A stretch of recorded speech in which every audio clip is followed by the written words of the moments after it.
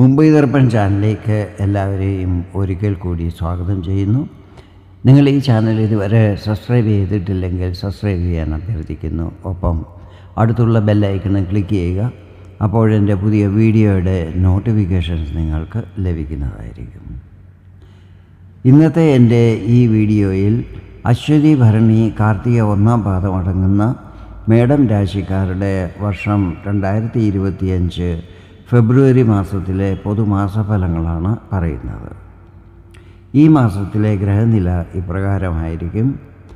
ഗുരു നിങ്ങളുടെ 2-ാം ഭാവമായ ഇടവത്തിലും ചൊവ്വ 3-ാം ഭാവമായ മിഥുനത്തിലും കേതു 6-ാം ഭാവമായ കന്നിയിലും സൂര്യനും ബുധനും 10-ാം ഭാവമായ മകരത്തിലും ശനി 11-ാം ഭാവമായ കുംഭത്തിലും ശുക്രനും രാഹുവും 12-ാം ഭാവമായ മീനത്തിലുമായിരിക്കും മാസാരംഭത്തിൽ നിൽക്കുന്നത്. ഫെബ്രുവരി 11-ാം തീയതി ബുധൻ മകരത്തിൽ നിന്നും കുംഭത്തിലേക്കും പിന്നീട് ഫെബ്രുവരി 27-ാം തീയതി കുംഭത്തിൽ നിന്നും മീനത്തിലേക്കും രാശി മാറുന്നതായിരിക്കും. സൂര്യൻ ഫെബ്രുവരി 12-ാം തീയതി മകരം രാശിയിൽ നിന്നും കുംഭത്തിലേക്ക് രാശി മാറുന്നതായിരിക്കും. കുംഭം രാശിയിൽ മാസാരംഭത്തിൽ നിൽക്കുന്ന ചന്ദ്രൻ ഓരോ 2.25 ദിവസം കഴിയുമ്പോൾ തൻ്റെ രാശി മാറിക്കൊണ്ടിരിക്കുന്നതായിരിക്കും. ഞാനിവിടെ പറയുന്നത് ചന്ദ്രഗണനയെ അടിസ്ഥാനമാക്കിയുള്ള പൊതുഫലങ്ങളാണ്. നിങ്ങളുടെ ജാതകത്തിലെ ഗ്രഹനില, ഇപ്പോഴത്തെ മഹാദശ, അപഹാരം എന്നിവയിൽ വരുന്ന വ്യത്യാസങ്ങൾ കാരണം ഫലങ്ങളിൽ ചില്ലറ ഏറ്റക്കുറച്ചിലുകൾ വരുവാൻ സാധ്യതകളുണ്ട്. ആദ്യമായി നിങ്ങളുടെ ആരോഗ്യസ്ഥിതികൾ ഈ മാസം എങ്ങനെയായിരിക്കുമെന്ന് നോക്കാം. 1-ാം ഭാവാധിപൻ ചൊവ്വയാണ്. ചൊവ്വ നിൽക്കുന്നത് 3-ാം ഭാവത്തിലാണ്.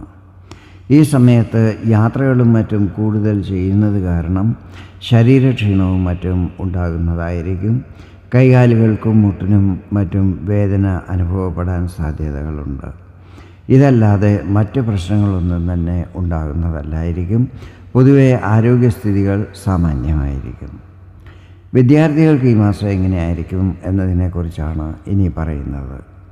5-ാം ഭാവമാണല്ലോ വിദ്യാഭ്യാസവുമായി ബന്ധപ്പെട്ടിട്ടുള്ളത്.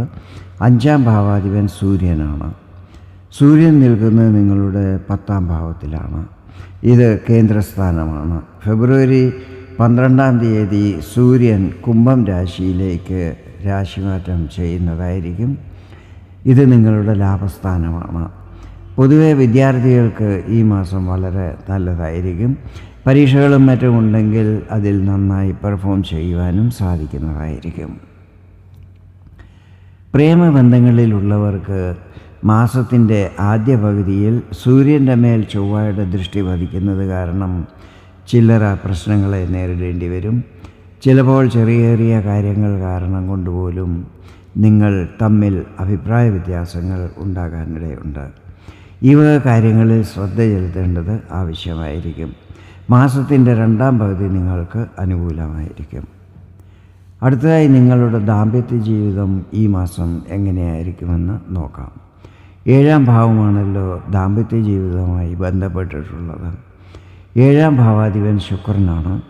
ശുക്രൻ ഈ സമയത്ത് തൻ്റെ ഉച്ചസ്ഥാനമായ മീനത്തിലാണ് നിൽക്കുന്നത്. ഇത് നിങ്ങളുടെ 12-ാം ഭാവമാണ്.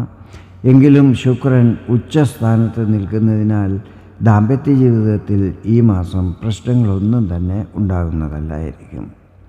ശുക്രൻ മീനത്തിൽ നീണ്ട 4 മാസത്തോളം നിൽക്കുന്നത് ശുക്രൻ്റെ ശുഭഫലങ്ങൾ ലഭിക്കുവാൻ ഇടയാക്കുന്നതുമായിരിക്കും.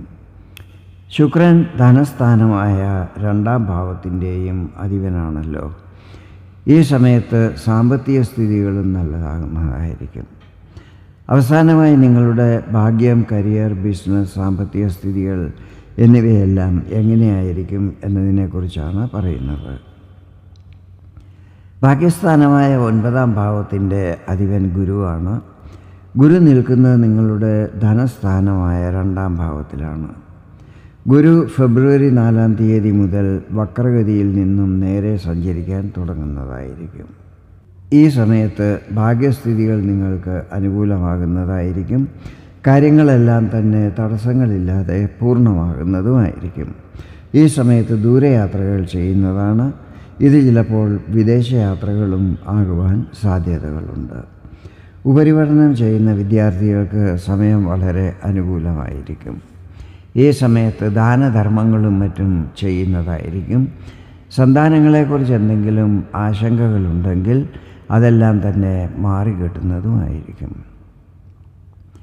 കരിയറിനെ കുറിച്ച് പറയുകയാണെങ്കിൽ 10ാം ഭാവാധിപൻ ശനിയാണ്. ശനി നിൽക്കുന്നത് ലാഭസ്ഥാനമായ 11-ലാണ്. ഇത് ശനിയുടെ സ്വരാശിയും മൂലത്രികോണസ്ഥാനവുമായ കുംഭം രാശിയാണ്. ഇവിടെ ശനി എപ്പോഴും ശുഭഫലങ്ങളായിരിക്കും നൽകുന്നത്. കരിയറിൽ എന്തെങ്കിലും പ്രശ്നങ്ങളെ നേരിടുന്നവർക്ക് ഈ സമയത്ത് അതിന് പരിഹാരമാർഗങ്ങൾ കണ്ടെത്തുവാൻ സാധിക്കുന്നതായിരിക്കും. ഉദ്യോഗാർത്ഥികളായ യുവതീ-യുവാക്കൾക്ക് പുതിയ ജോലി ലഭിക്കുവാനുള്ള സാഹചര്യങ്ങൾ ലഭിക്കുന്നതുമായിരിക്കും. വ്യാപാരി വ്യവസായികൾക്ക് ഈ മാസം വളരെ ശുഭകരമായിരിക്കും. 7ാം ഭാവാധിപൻ ശുക്രൻ ഉച്ചസ്ഥാനത്ത് നിൽക്കുന്നത് ബിസിനസ്സിൽ നല്ല പുരോഗതി വരാൻ ഇടയാക്കുന്നതായിരിക്കും. ശുക്രൻ നിങ്ങളുടെ ധനസ്ഥാനാധിപനുമാണ്. ഈ സമയത്ത് പൈസ സേവ് ചെയ്യുവാൻ സാധിക്കുന്നതായിരിക്കും. അതുപോലെ നേരത്തെ ചെയ്ത നിക്ഷേപങ്ങളിൽ നിന്നും നല്ല റിട്ടേൺസും ലഭിക്കുന്നതായിരിക്കും. പൊതുവെ മേടൻ രാശിക്കാർക്ക് ഫെബ്രുവരി മാസം വളരെ ശുഭകരമായിരിക്കും. വീഡിയോ നിങ്ങൾക്ക് ഇഷ്ടപ്പെട്ടെങ്കിൽ ഇതുപോലെ ജ്യോതിഷ സംബന്ധമായ കൂടുതൽ വിവരങ്ങൾ അറിയുവാൻ വേണ്ടി എൻ്റെ ഈ ചാനൽ സബ്സ്ക്രൈബ് ചെയ്യാൻ അഭ്യർത്ഥിക്കുന്നു. വീണ്ടും വേറൊരു വീഡിയോയിൽ കാണാം. അതുവരെ എല്ലാവർക്കും നന്ദി, നമസ്കാരം.